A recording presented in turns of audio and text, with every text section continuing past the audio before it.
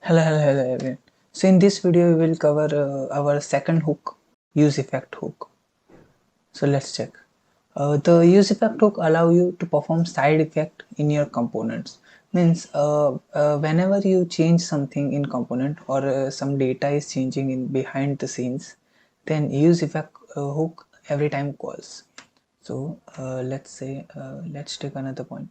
Some examples of side effects are fetching data, directly updating the DOM, and timers.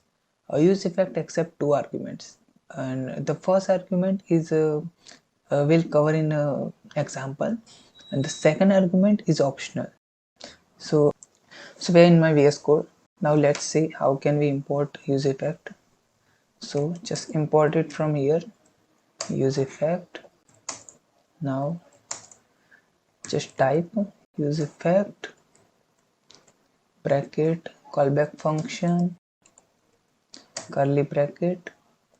Let's write some message like use effect called. Now you can see here in output use effect called. So basically use effect every time calls. So whenever our app is initialized, when we first call, then use effect runs. Also when we change something, use effect calls. Let's take an example. So for that we need useState hook. Let's import. Now just initialize useState hook. So let's make it counter. Now let's now render it dynamically here. H2 counter is equals to counter. You can see counter is here. Initial value is 0. Now let's take a button.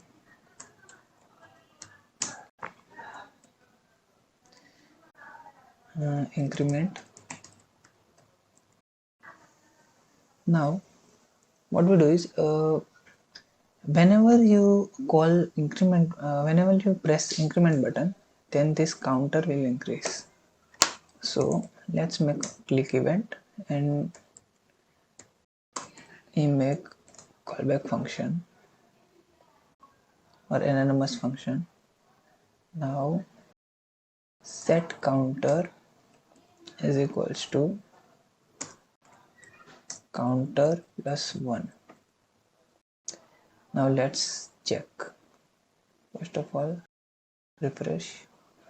Now look at here.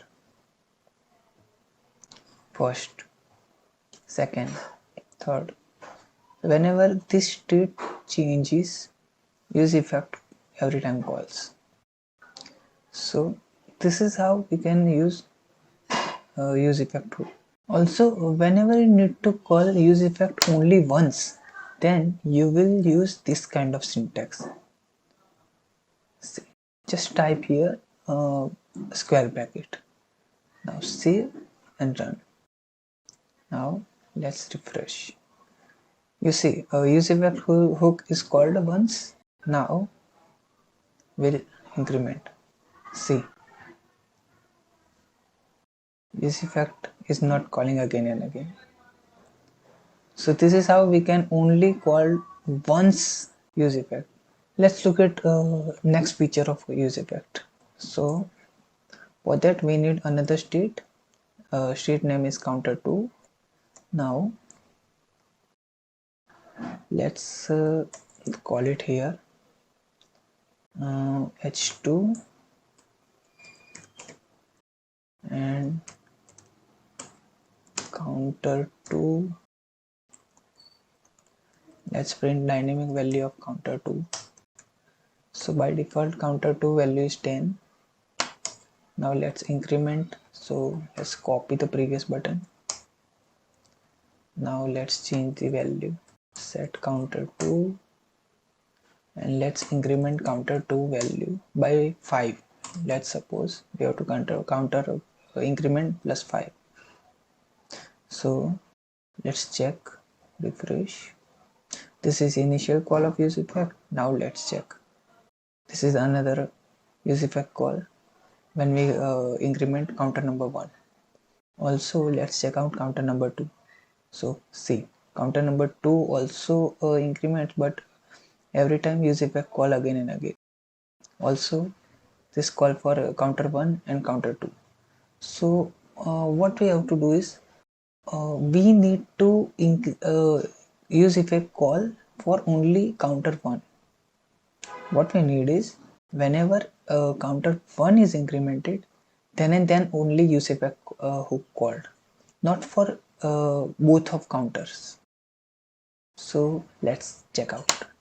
So for that we have to mention here in square bracket that we need to call use effect when only and only when counter 1 is changing.